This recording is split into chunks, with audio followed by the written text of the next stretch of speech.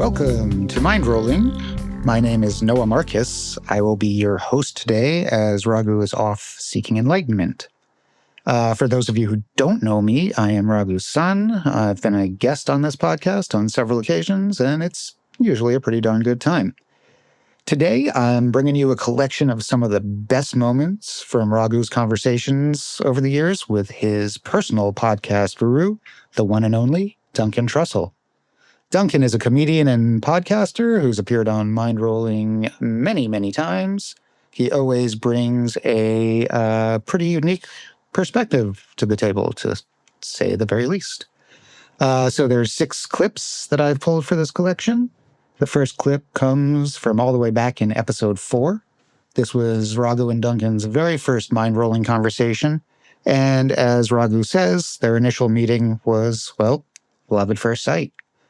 The second clip is from episode 94, which was recorded live at the 2014 Open Your Heart in Paradise retreat in Maui.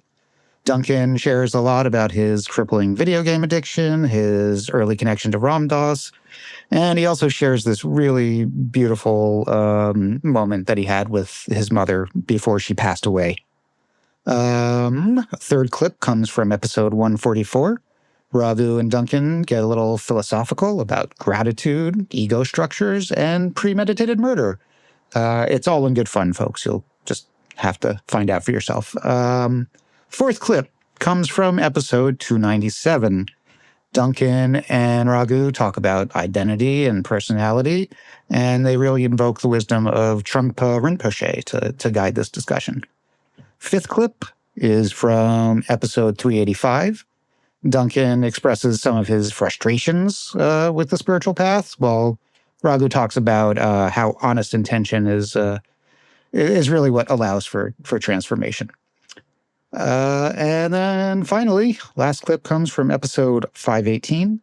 Raghu and Duncan talk about the idea of the movie of me, which is really a concept that is so essential to their ongoing conversation over the years that they wrote a book about it.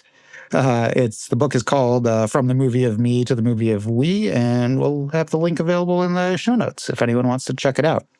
That just about does it for me, I think. I hope you all enjoy this Mindrolling Anthology, and you have a great day.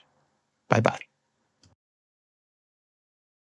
So Duncan and I met through this gentleman named Ram Dass, who, those of you who have heard Duncan's podcast, of which there'll probably be a few of you by the time this hits the airwaves, it was love at first sight, right? Oh man, you blew my mind. Because one really cool thing about you, and one really cool thing about Ram Dass is that you don't look, your mind constructs ideas of how like a very spiritual person or an advanced person or a higher vibrational frequency person should look and should behave. And this is like this is idolatry, and one of the most limiting things I think a person can do. And the great teachers are the ones who just shatter that idea that there's some specific way of being, because this is something you told me once. Which I'll remember for the rest of my life, which is it's what's in between the lines. It's what's coming out when someone's done a great deal of spiritual work. They could probably be talking about the phone book, and the stuff coming out of them is still going to be this fascinating, powerful, beautiful energy. When you left my apartment, I had not smoked marijuana, but I am so stoned right now. I'm just baked. I'm baked. Why did I get so high? Did I eat pot? And then I realized, oh man, I just got vibed out by you. No. You really put the juice in me, and it lasted for a while. Not scary high either, but a kind of delightful, wonderful feeling. Anyhow, so yeah, love at first sight. I'll call it that. Yeah. Sure. Right, and that's the common denominator. So anyhow, we obviously really hit it off, and Duncan just it turned us on because I am involved, and so is David, in the Love, Serve, Remember Foundation that Ram Dass started, and just putting stuff out media to the digital media and so on. It allows him to continue teaching. We'll talk about more of that later or in another day. But that certainly was the bonding feature that we had together. And you have to say, you invited me out, and we in Los Angeles when I was out there, and said, come do a podcast. Yes. And one of the interesting things about that, sorry to go on like this, Dave. Go on. I'm very fascinated. You are? Yes, I am. You probably heard this story about 3 million times. No, I just heard Duncan, and you together on the podcast. Well, we did this thing, and Duncan talked to me about whatever it was that turned, it's really the formative nature of what made this podcast came from there, because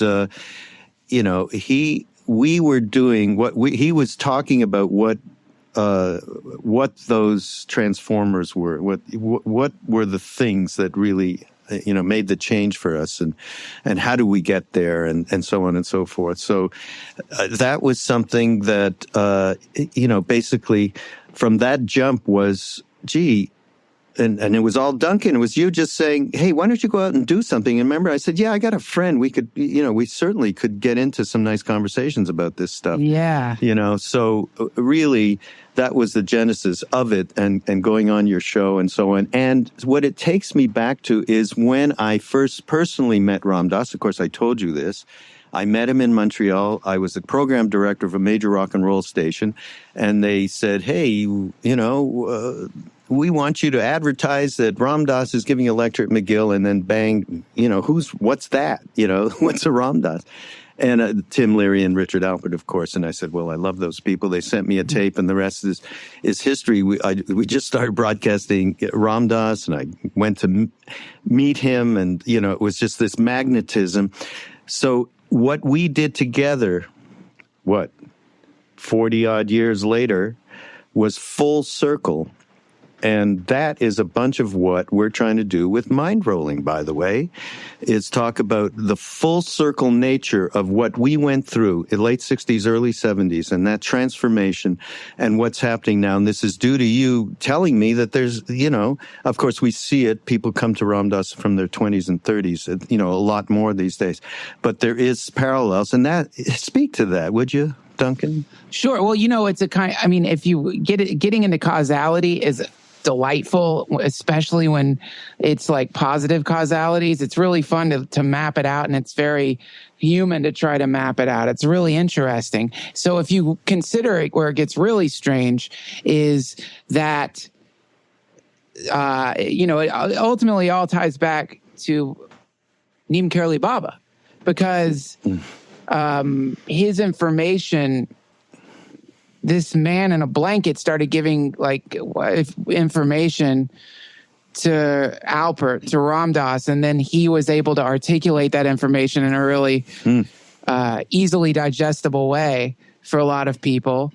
And then, so that information spread into society via all his books and lectures, and that influenced other people who, wrote their own versions of it. And there's a lot of other examples besides Ram Dass, Krishna Das, all the various people who came in contact with that man and indirectly came in contact with that man. I've heard Steve Jobs had Be Here Now by his bed when he was dying. I don't know how true that is, but that's true. That floats out there in the air. Yeah. So in that way, you've got this anonymous man living in a valley, just talking about love, or I know that's a reduction of it, but it's much bigger than that. And that creates this strange type of spiritual nuclear explosion that gets, blasted through people. And it ends up with me years ago when I'm in college on acid, reading Be Here Now in my dorm room and seeing a picture of Neem Karoli Baba and immediately thinking like, man, I feel like I know that guy. I just kept thinking, that guy reminds me of I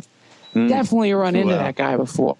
And then of course, over the next many, many years, always coming back to Grist for the Mill or Be Here Now, and really listening to that philosophy and you know, as you get older, it goes from being a kind of recreational activity to being like a medicine. You know, like when you're young, it's like, this is groovy, man, the astral plane. And then when you start getting older, you're like, I'm definitely going to die. I'm definitely going to die. That's so you true. know, and then it starts becoming more of like, you really want to start getting into it deeper. And so then that's when I thought, okay, I'm going to contact Ram Dass's foundation and see if I can help them in some way, do some kind of service, you know, because that's always some advice people give is like, you know, start doing some service, start doing service work. There's a name for it, and I can't remember what that is. Seva. But so that's when I contacted you guys. And then the end result of that is that we're sitting here talking and a podcast has happened where the nuclear explosion continues in the form of this strange electronic medium that's now carrying the exact same stuff that was carried around. And I guess the medium that was floating in Alpert's head. Where did you come from in terms of being interested in Ram Dass, and how did that happen? Well, when I contacted you, right around when Oprah was contacting you, from wherever she lives, it's probably in a cloud somewhere in a opulent palace. Yes, just up the hill is her. Oh, really? Yeah, it's incredible. I believe it. They named a coffee after her at Starbucks. It doesn't get bigger than that. No.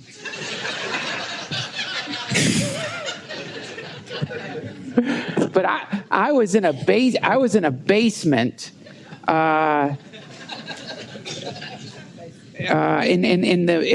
a relationship that was collapsing, desperately just trying to avoid reality in any way that I could, completely addicted to this ridiculous video game called StarCraft 2.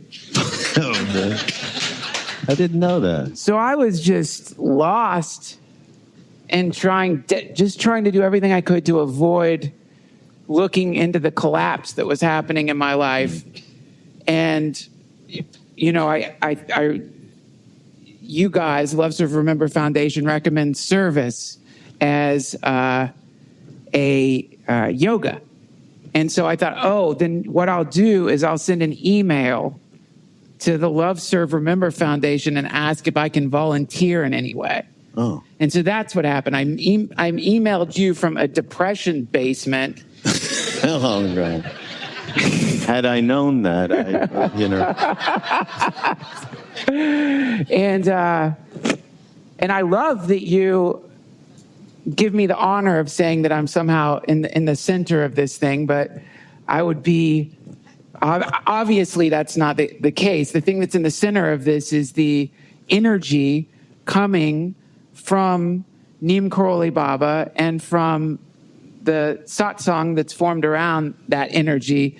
And it's a really cool trick. It's like a magic trick, because really all I have to do is point people in that direction and their minds get blown. And I like blowing people's minds. So it's as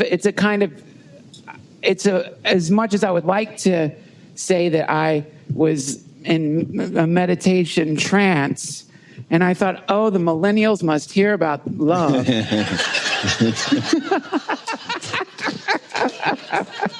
It wasn't like that at all. No. Disappointing. I got completely fooled. But go back further than that. Okay. Because it's interesting to me to see how Maharaji finds all these people. Well, my mom was a fan of Ram Dass, and we would go on these long trips, and she would remember when they had those cassette tape holders with you could fit in, I don't know how many cassette tapes, 12 cassette tapes or something. And when we would go on these long trips, I would look at the cassette tape holder with dread, like, oh God, 12 of these things we're going to be listening to. Oh my, the whole trip. So I was, I would try to ignore Ram Dass for when I was a teenager. I wouldn't listen to it at all. And then when I was in college, of course, Be Here Now is an 80% of dorm rooms at a liberal arts college. That's a statistical fact. Oh, And so I that's when I started reading it and realizing that there was really something to it.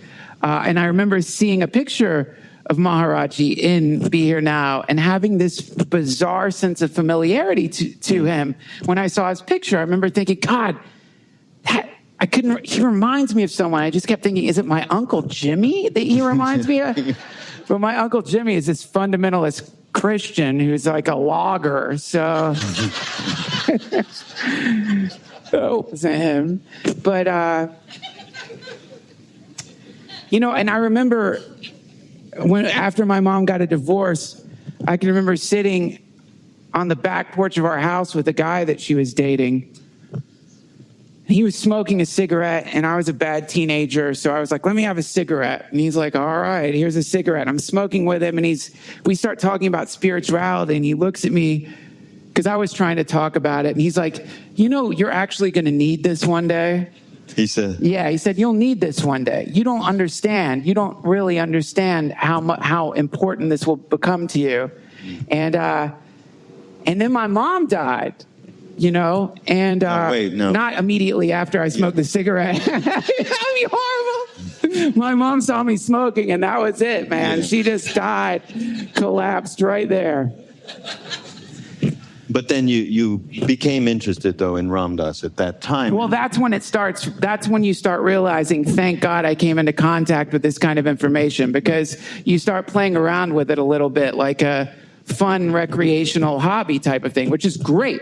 I think that's a wonderful way to start. The approach should be lighthearted and sweet. But then in 1 year, my mom died and I got testicular cancer. And that's when it goes from being a kind of recreational hobby to being something that you realize, thank God that this exists. Thank God that there is something that you can connect to, that when the sea gets really rough, you can find this state of equanimity a little bit.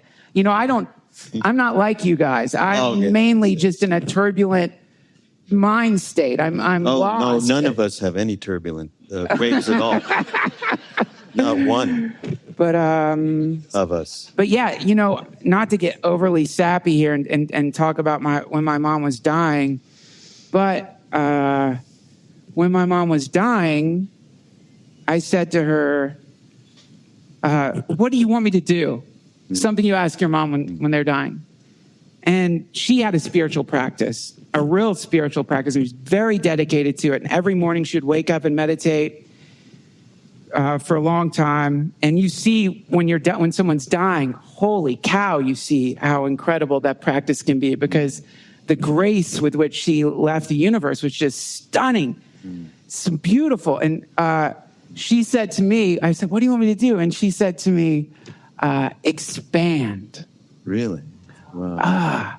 And I still every day I think about that. And then, today when Jack was talking and the meditation is this beautiful meditation of expansiveness and opening yourself up in those moments, in those little brief moments where I'm not thinking about my character in this video game I'm addicted to.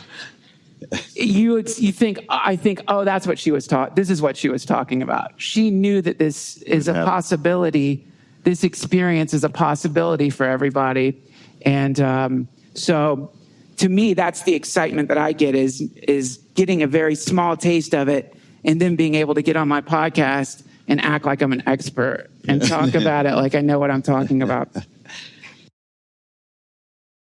Let's get into the existentialist perception of what a human being is, which is that existence precedes essence. You ever heard that before? Existence precedes essence? No. Jean-Paul Sartre. Oh, yes. Which means that the example he uses is a paper cutter. Like, you know what it is. Its purpose is to cut paper. That's it. It's a paper cutter. Human beings, we don't have an innate thing. There's an essential, and Buddhism in this kind of existentialism really meet, because it's this idea of an empty self. It's an empty self. So this means that you are not born as anything. You're not born as a grateful person. You're not born as an ingrate.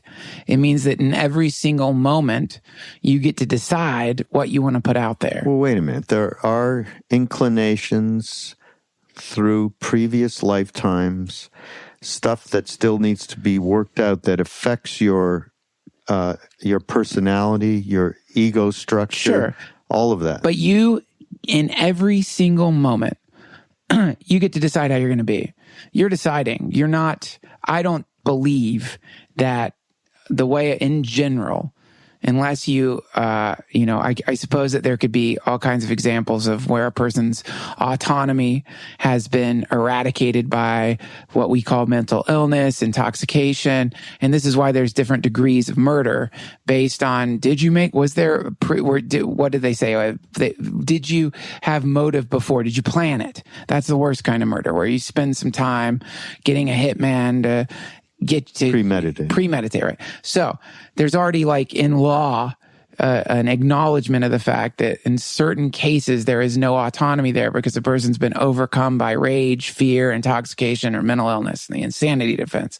Fine. But in general, in any given moment, you are making a decision about how to act. And there is there is nothing more than pure freedom inside of you. So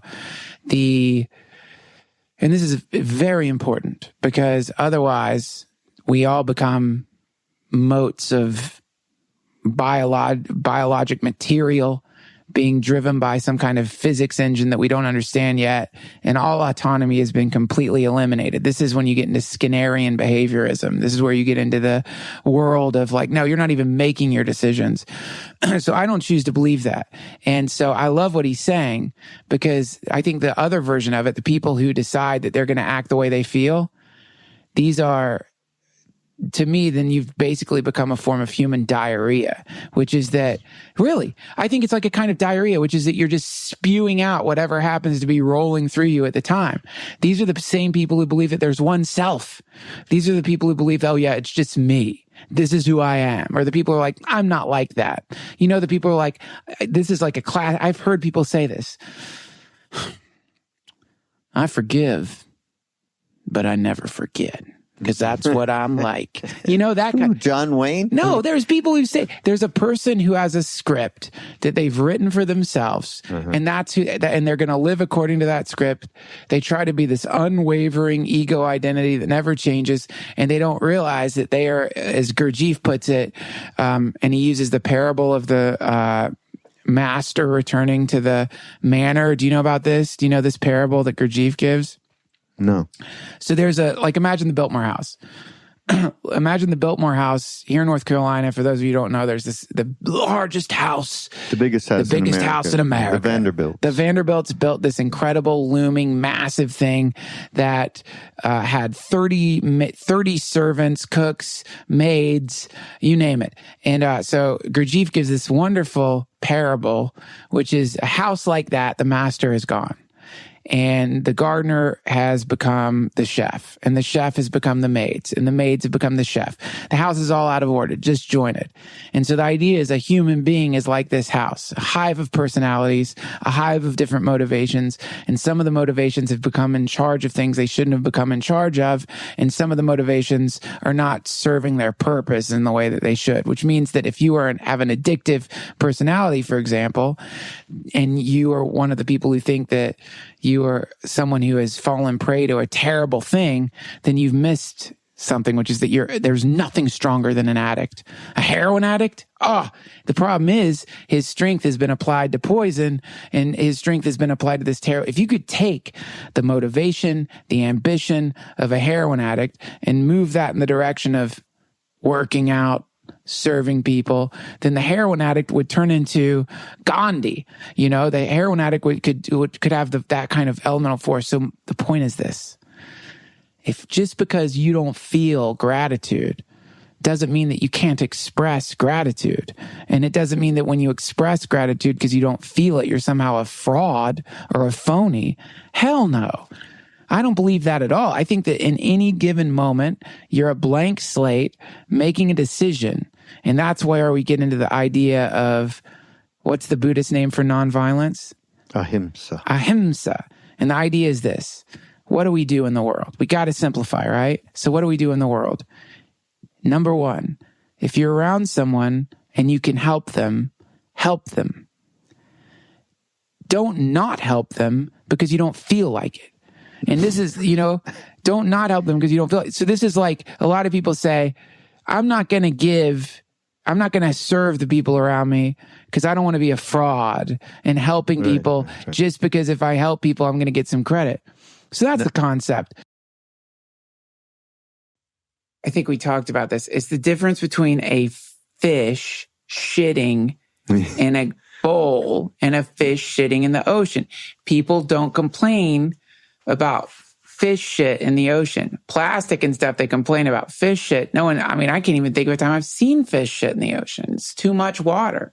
So to me, this thing that we're talking about is that we are dealing with the situation of hyper compression into something that we think is our identity, which is really just tuning into a very dense feeling state that if you start unraveling it, has within it all the psychological stuff that we're talking about and past life stuff probably and all that stuff. But this is what Trungpa says compares to, he says, you walk around and suddenly it feels like everything's against you some days. The horns, you hear a car horn and you think it's someone beeping at you. You see a thing and you think someone's glaring at you. Yeah. This is happening relative to a practice. And he says, suddenly you begin to get the suspicion that you're haunted. And what you're haunted with, you begin to realize, is yourself. You're haunting yourself. And this is, as he puts it, quite natural and is normal, because on the other side of that is this thing that he calls the remembering. It's a remembering state. So in other words, like that moment that happens when you're sitting, that moment, I think he calls it the fourth moment, the gap, the liminal state. Yeah. That fourth moment that happens where suddenly, just out of who knows why or what, or when or why, it just happens. Where all of a sudden, just for that wonderful moment, suddenly the liberation moment happens. And in that moment, it isn't all that bad motivation. It's just here. You're here. You're here. Yeah. And so even let's say a motivation that has a cause behind it, hoping for an effect, it produces that state, which, as I said, undercuts that kind of motivation. Then it just dissipates. Here's this thing. Before you read that, real quick, just to finish the Trungpa point, because there's a ending point to it. These two states, as he puts it, the fourth, whatever you want to call it, the moment, the in-between moment, the gap, this place where you're like, that, whatever that is, and all the bad motivations and good motivations, you can't have one without the other.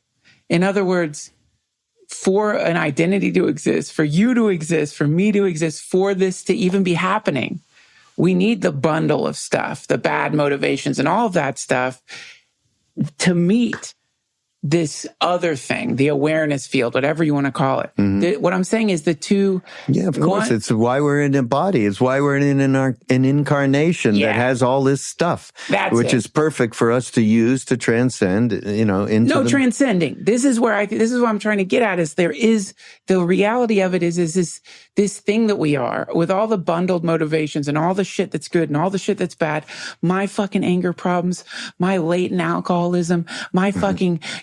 evading reality to go into psychedelics or go into trying to be a famous person or trying to be a fancy person or all the stuff that is part of the Duncan Trussell package, unfortunately. All that stuff. Yeah. Right? This doesn't change. No. At all. But that stuff is so dense and loud that other thing that he's talking about gets drowned out. That's all I'm saying. So these two things, or at least what I'm thinking these days, is that if I give up the project completely, which was my original conceptualization of what is possible. In other words, I'm going to be loving awareness now, or I'm going to be this, or I'm going to be that. If I give it up, I think that's the courageous part. I was walking down the sidewalk today thinking, man, what if I just give up all this spiritual bullshit? Like literally just give it up. Like forget it. It was a phase, whatever. It was just a thing that happened. Give it up. What would happen then? It was really an exciting moment because I'm like, whoa, that's crazy. Whoa, what if, because, all of us, the courage part, I'm sorry, I want to get to the courage part. The courage part is Jesus and the blind man, or the rich man. The rich man comes to Jesus and says, I want to follow you. And Jesus says, okay, give all your stuff away and we'll go hang out. And the rich man's like, I can't give all my stuff away. And Jesus says, well, it's easier for a rich man to get through the eye. It's either for a camel to get through the eye of a needle than a rich man to enter the kingdom of heaven, right? Mm-hmm. Now, everyone interprets that as if you have a lot of money, you're fucked. But really what it means is, what is the thing you value? What is it? For you, it's your Neem Karoli Baba stories. It's your satsang. It's the community. It's all the stuff that you really cling to and value that make you special. What happens if you give that up? Not in the sense of like, I'm finding a new, literally abandon it. Abandon all of it. Who are you minus all that stuff? What do you become when you drop the entire load? That is the purpose of all of this, isn't it? And you know what? Your Duncan Trussell-ness is not going to change. You are right. This is it. You got it for the rest of your life. Yeah. Right? Isn't that a relief to be that hopeless? It's a relief. No, it's not a matter of hopelessness. It's a matter of, like Trungpa. I mean, I was in places with him more than once, and you could tell that his Trungpa-ness, he was not stuck there. He was not glued to that thing. Yeah. He was, and that's where we all aspire to get to. It's not like the Raghu-ness is not going to change, whatever my personality, your personality. I mean, what's going to change and what has been changing, it just took a little bit of I don't know what, a left turn here. Not really, because it's given me much more bullshit to work with. But the glue starts to loosen up, and you're not attached to that thing, to that story, to anything. Yeah. And Trungpa exemplified that, because he was way out there in the world with his suits and, and all the shit that he was involved with the sake and, the multiple partners and all of it. Yeah. I mean, he dug his way, and of course people judged him big time for it. Sure, of course. But the reality is, I could see that he had no glue with that Trungpa-ness. It's called Way of the Bodhisattva by Shantideva. Oh, yeah. Very wonderful. I mean, that's incredible. Wonderful. And he's talking about this bodhicitta idea. And but he's mentioning all these different things you can do as someone who's waking up, or however you want to put it, or cultivating bodhicitta, moving through the realms. And one of the things you can do is actually cultivate this compassion, loving awareness, mindfulness to a certain degree, where you begin to experience all the awesome things that go along with it, which I think could best be described as little miracles all the time, or little synchronicities, or the relief that comes from, recognizing you're just in a bad dream and you're probably going to wake up soon. It's really quite nice. But there's a possibility here within even that of intentionally going back to sleep, putting yourself back to sleep because of the thrilling exhilaration of waking back up. You essentially turn yourself into this fucking yo-yo. It's true. I'm telling you, people do it all the time. And I think part of the problem, so to speak, is that it might just be that this way that things are, all of the you-ness and all the me-ness and all the confusion is just the way things are. Doesn't get better. Doesn't get worse. This is it.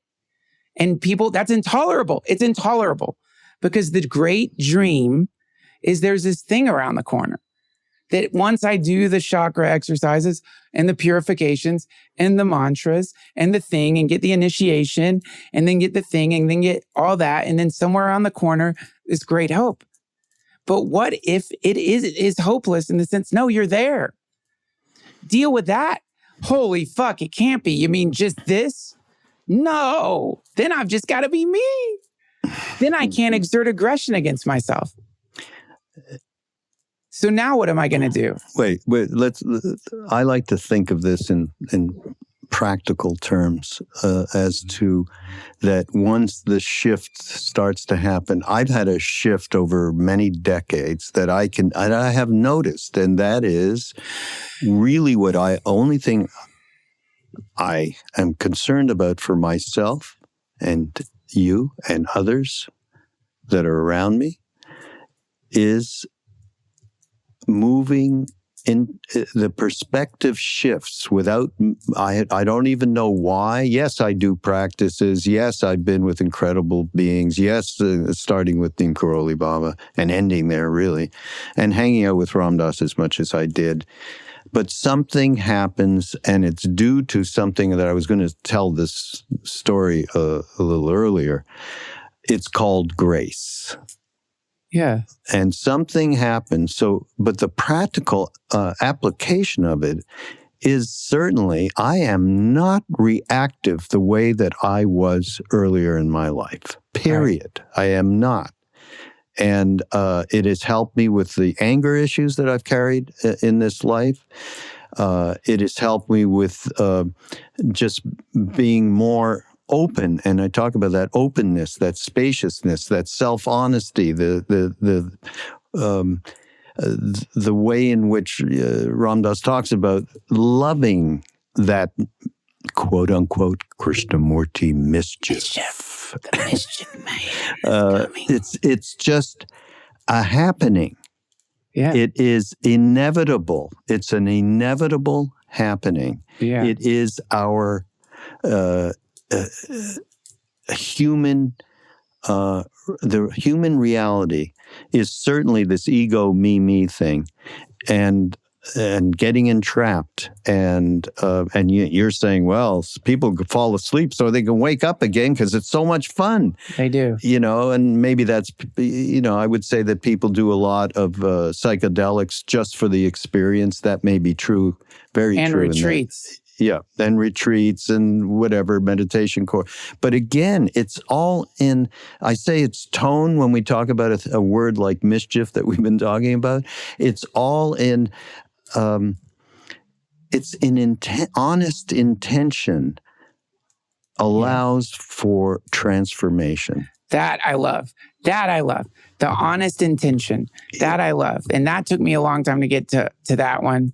And I love it. And I think that's, if you were trying to find, and I'm saying hold on to something, but to me it seems more like a mnemonic device than anything, which is, in all the, you were describing, you're reading some beautiful Buddhist description of death as being like being in a blizzard. And or so dizzying and so lost.